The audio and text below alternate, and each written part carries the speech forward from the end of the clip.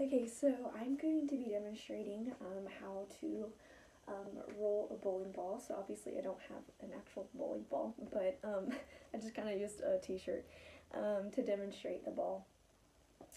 So there's basically 4 phases that I'll be looking at. So you begin with the prep phase, and then you have the actual movement phase, and then the swing phase, and then a follow through at the end. Straight the movement one time through and then break everything down.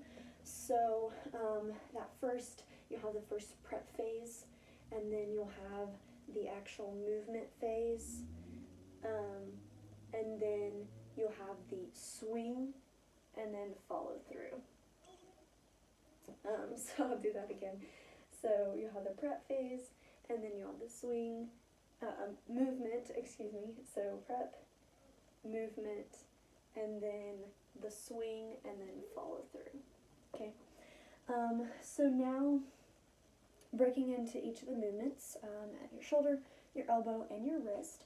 So for the first movement is going to be the prep phase. So that's going to be really focused on, so you're going to have some of that external rotation of your shoulder, and then that retraction where it's coming back, and then you're going to have flexion at your elbow joint, and then flexion of the wrist.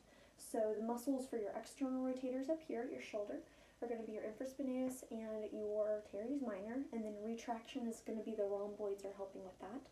So those are concentric contraction. And then flexion of the elbow joint, so you're going to have, as well as you see that supination that's occurring right before, is going to be the biceps brachii, which is really helping with that, and the brachialis. And then you have a little bit of flexion of that wrist. And so that's going to be the flexor carpi radialis and flexor carpi ulnaris are concentrically contracting to help that hold that ball up.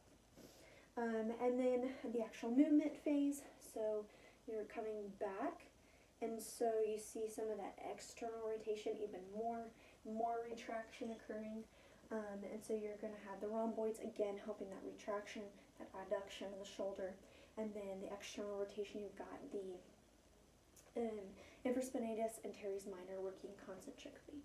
And then you're going to have the extension of the elbow joint. So extension is going to be focused on the triceps brachii and the aconius, which are contracting concentrically for that.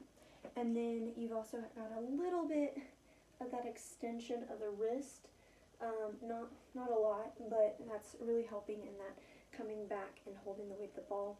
And so that's going to be your extensor carpi radialis, longus, and brevis, and so that would be that concentric contraction. So most of the eccentric is going to be actually at the end with the actual follow through. So now for the swing phase. So we've come with prep phase, movement, and then now we've got the swing. So it's coming forward. So you're going to be abducting or internally rotating that shoulder. And so it's helping with that. You've got the serratus, serratus anterior and your pec minor helping in that. So they're concentrically contracting, allowing that movement in. And then you have,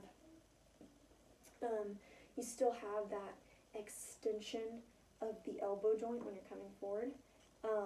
And then you're moving your wrist, you're flexing your wrist a little bit more in that movement when you're coming forward, just so you can allow for that when you're actually dropping the ball. So the extension of the elbow joint is again going to still be concentric contraction, the triceps brachii and aconius, as you're about to come down. And then you begin that flexion of that wrist forward.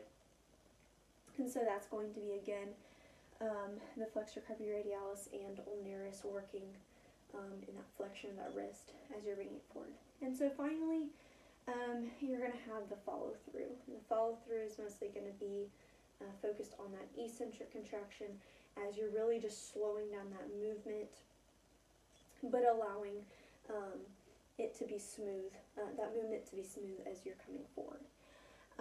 And so for that, you're going to have continued, so come forward, and you go back, and then you're going to have follow through is going to be still going to have that internal rotation of your shoulder, and then you're going to have that abduction, so your scapula is coming this way, and so your serratus, anterior, and pec minor are going to work more eccentrically as you're kind of slowing down that movement as you're coming forward. And then you're going to have a little bit of that flexion of the elbow when you're following through. And so that's going to be more that eccentric contraction of your triceps and your coneus as you're basically working to slow down that movement again. And then for the wrist, that's just kind of following through. That's a little bit more neutral at the end of that movement. So there's not a whole lot that's happening there.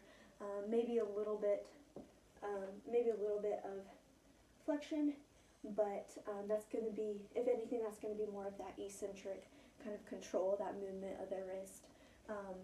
And so that's going to be, again, the flexor carpi radialis and ulnaris kind of controlling that movement. So just to re-go over the motions and phases one more time. So for the prep phase, when you're coming up, you have the external rotators and the retraction of the shoulder. You have flexion at your elbow and flexion of your wrist. For the next phase, the movement phase, when you're coming back, you're going to have adduction or retraction and external rotation of the shoulder, and then you're going to have extension at your elbow joint and a little bit of extension occurring at your wrist. Then when you're actually coming back and you're going through that swing phase, when you're coming forward, you're going to have a little bit of that shoulder abduction coming out, and then it's going to have a little bit of internal rotation, and then you're going to have extension at that elbow joint again, and then a little bit of flexion at that wrist. And then when you're actually going through that final follow-through phase, so you've gone like this, and you're coming forward and following through, you have that internal rotation occurring at the shoulder again with that protraction or that abduction of the shoulder, and then you have a little bit of flexion at your elbow and a little bit of flexion towards your wrist, but the wrist is a little bit more neutral there. So those are all of the phases, as well as breaking down and looking at the muscles and their actions.